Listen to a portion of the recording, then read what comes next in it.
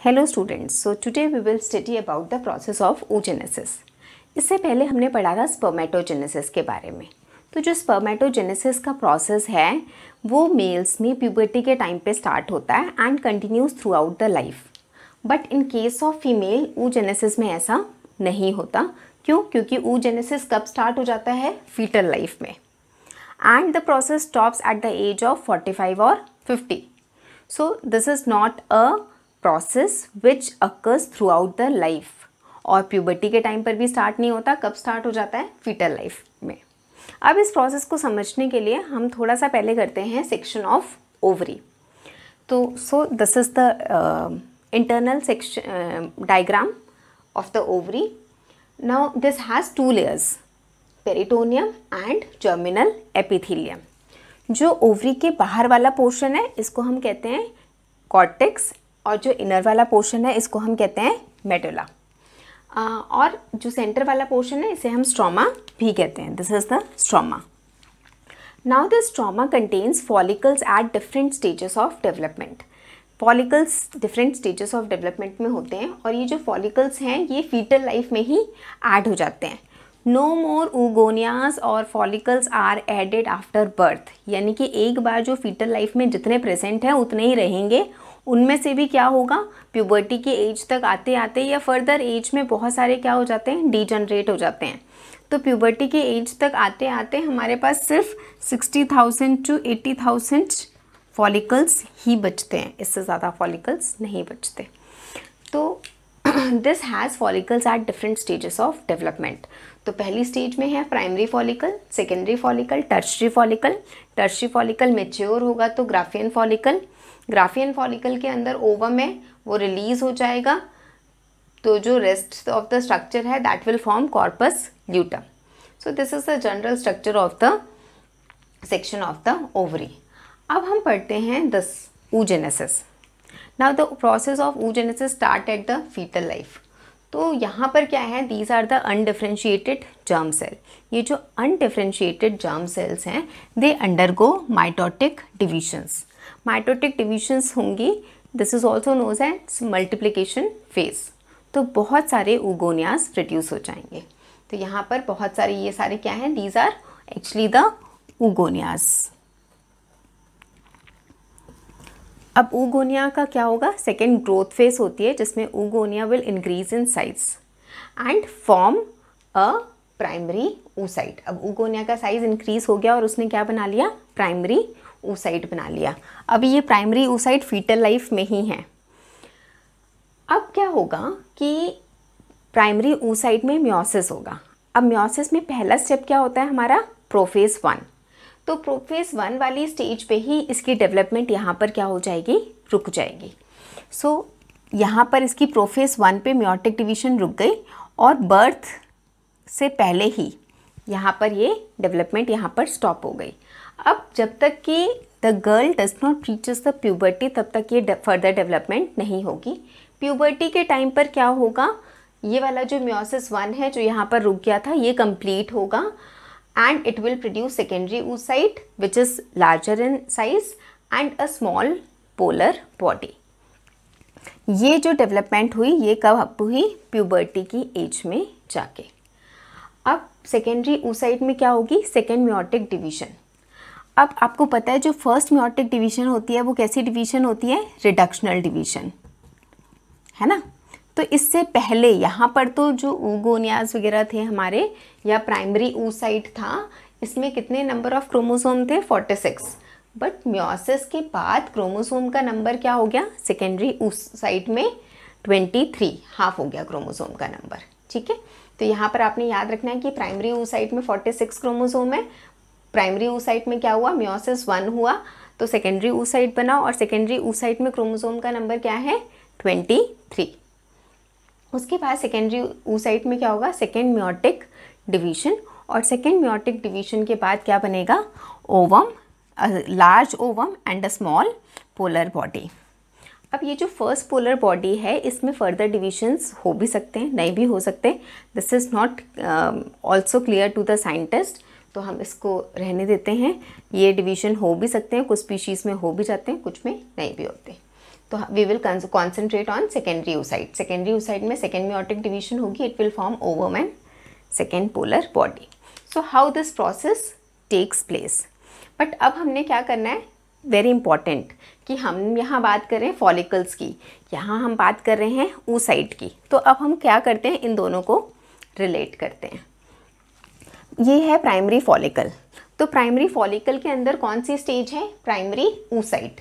तो देखो इस डायग्राम में अगर आप देखो तो ये डायग्राम ऐसे बना है, पहले oocyte, this is primary oocyte, और इसके बाहर कुछ ऐसे लेयर्स बनी है, और ये क्या बन गया, प्राइमरी फॉलिकल। तो इसके बाहर ये जो लेयर्स हैं इनको हम कहते हैं, these are actually the granulosa cells. तो प्राइमरी फॉलिकल के अंदर हमारे पास क्या है, प्राइमरी oocyte। अब सेकेंडरी फॉलिकल बना, प्राइमरी फॉलिकल सेकेंडरी फॉलिकल में कैसे कन्वर्ट होता है, ये जो ग्रैनुलोसा सेल्स की लेयर है ये कुछ और लेयर्स डेवलप हो जाती है and it converts into secondary follicle. पर सेकेंडरी फॉलिकल के अंदर भी क्या है, प्राइमरी oocyte ही है अभी। अब ये सेकेंडरी फॉलिकल किस में मैच्योर हुआ, टर्शियरी फॉलिकल में। टर्शियरी फॉलिकल में कुछ ग्रैनुलोसा सेल्स और ऐड हो गए, थीका करके एक लेयर भी ऐड हो गई। इसकी भी दो लेयर्स होती हैं, theca interna and theca externa. और यहाँ पर क्या होगा, प्राइमरी जो oocyte था will convert into secondary oocyte। तो इसके अंदर क्या है, अब ये सेकेंडरी oocyte है। Now this primary follicle will undergo maturation. तो मैच्योरेशन के बाद इसे हम क्या कहेंगे, ग्राफियन फॉलिकल। और इस ग्राफियन फॉलिकल के अंदर क्या है, सेकेंडरी oocyte। अब यहाँ पर क्या हुआ, this Graafian follicle ruptures under the influence of luteinising hormone. Luteinising hormone की प्रेजेंस में ये जो ग्राफियन फॉलिकल था ये बीच से यहाँ से क्या हो गया, रप्चर हो गया, और रप्चर होकर ओवम क्या होगा, बाहर रिलीज हो गया। पर यहाँ हम इसे बोलते ओवम है, और क्योंकि ओवम बोलते हैं this process is known as ovulation. But exactly ये क्या होता है, सेकेंडरी oocyte होता है। अब ये सेकेंडरी oocyte रिलीज हो गया, जो स्ट्रक्चर बचा था उसने क्या बनाया, कॉर्पस ल्यूटम। ये जो कॉर्पस ल्यूटम है this secretes a very important hormone which is named as progesterone. This hormone is very important for maintaining pregnancy, क्योंकि ये यूट्रस की वॉल को मेंटेन करके रखता है, तो यूट्रस की वॉल ब्रेक नहीं होती। तो अगर ये कॉर्पस ल्यूटम यहाँ पर देखो, यहाँ पर नेक्स्ट स्टेज क्या है, अगर फर्टिलाइजेशन नहीं होती तो कॉर्पस ल्यूटम डीजनरेट हो जाता है, रीग्रेस हो जाता है, तो प्रोजेस्टेरॉन का लेवल भी क्या हो जाएगा, कम हो जाएगा। प्रोजेस्टेरॉन का लेवल कम हो जाएगा तो जो एंडोमेट्रियम वॉल होती है यूट्रस की वो ब्रेक हो जाएगी and the menstrual cycle will start again. तो हमने अभी ये पढ़ा कि यहाँ पर जो ओवम रिलीज हुआ वो कौन सी स्टेज पे है, सेकेंडरी oocyte की स्टेज पे। तो अभी तो ये इसी स्टेज पे है। अब हम देखते हैं ये ओवम में कब कन्वर्ट होता है, यानी ये डिवीजन कंप्लीट कब होती है। ये डिवीजन कंप्लीट कब होगी, जब स्पर्म आएगा। तो suppose this is an ovum, जैसे ही यहाँ पर स्पर्म आता है, ठीक है, तो इसको क्या मिलता है, एक तरह का सिग्नल मिलता है इसे। तो यहाँ पर क्या होगा, पहले ये मेटाफेज वाली स्टेज पे आके रुक गया था, तो ये इसकी मेटाफेज कंप्लीट हो जाएगी, टीलोफेज कंप्लीट हो जाएगी और पोलर बॉडी यहाँ ऐसे रिलीज हो जाएगी और it will form an ovum. तो इसका मतलब कि इसमें सेकेंड मेयोटिक डिवीजन कंप्लीट कब हुई, जब स्पर्म आया, उसने पेनिट्रेट करने की कोशिश की, तब इसको सिग्नल मिला कि इसने अब मियोसिस 2 क्या करना है, कंप्लीट कर लेना है।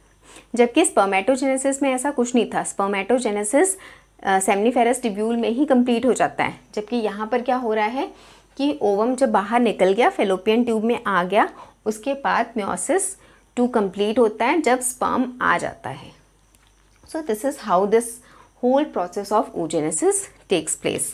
तो थोड़ा सा एक बार रिवाइज करते हैं। सबसे पहले हमारे पास है undifferentiated germ cells, they will divide by mitotic division to produce large number of oogoneas।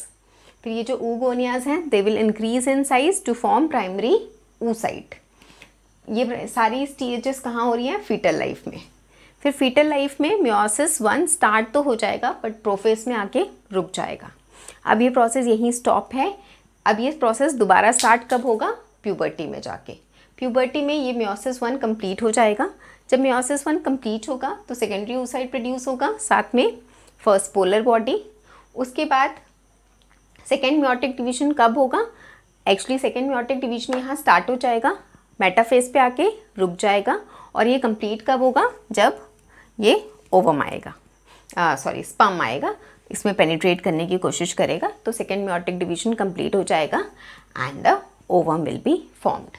So this whole process of development of ovum from oogonias is known as oogenesis. Now we will study about the structure of ovum. So students, अब हम देखते हैं कि ovum का structure कैसे होता है. तो ओवम का स्ट्रक्चर बनाने के लिए we will make a normal, जैसे हम सेल बनाते हैं. So this is the plasma membrane of the cell. Plasma membrane के अंदर हमारे पास क्या होगा? एक nucleus and this is the cytoplasm. अब यहाँ पर क्या होगा? प्लाज्मा मेम्ब्रेन के पास इसमें क्या होता है? कुछ ग्रैन्यूल्स प्रेजेंट होते हैं. These are known as cortical granules. ये ऐसे यहाँ पर चारों तरफ क्या होंगे? प्रेजेंट होंगे. इन्हें हम क्या कहते हैं? Cortical granules. So these are cortical granules.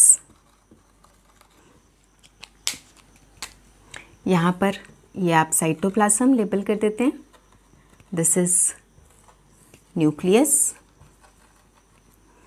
अब यहाँ प्लाज्मा मेम्ब्रेन के बाहर ये जो जगह है इसको हम कहते हैं पेरीविटलाइन स्पेस. Perivitelline space. अब आते हैं हम दो इम्पॉर्टेंट लेयर्स जो ओवम की होती हैं. Those two important layers are zona pellucida. तो यहाँ पर ये जो लेयर है दिस इज ज़ोना पेल्यूसिडा, और इसके बाहर हमारे पास क्या होगी? Corona radiata. तो यहाँ पर ये वाली जो लेयर देख रहे हो आप, ये दिस इज द, ये सिर्फ मैं ऐसे बना रही हूँ आपको, ये जो रेड इंडिकेट किया है this is just for indication, ऐसे नहीं बनाना आपने. This is zona pellucida. और इसके बाद हमारे पास यहाँ पर क्या होगा? इस तरह से सेल्स प्रेजेंट होते हैं. तो these are the cells of the outer layer which is known as corona radiata.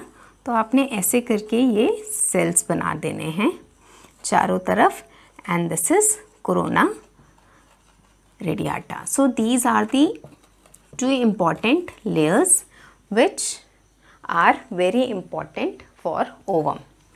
जो ज़ोना पेल्यूसिडा होती है उसका काम होता है कि to prevent the polyspermy. Polyspermy मतलब कि एक से ज़्यादा जो स्पर्म हैं वो ओवम के अंदर एंटर ना करें.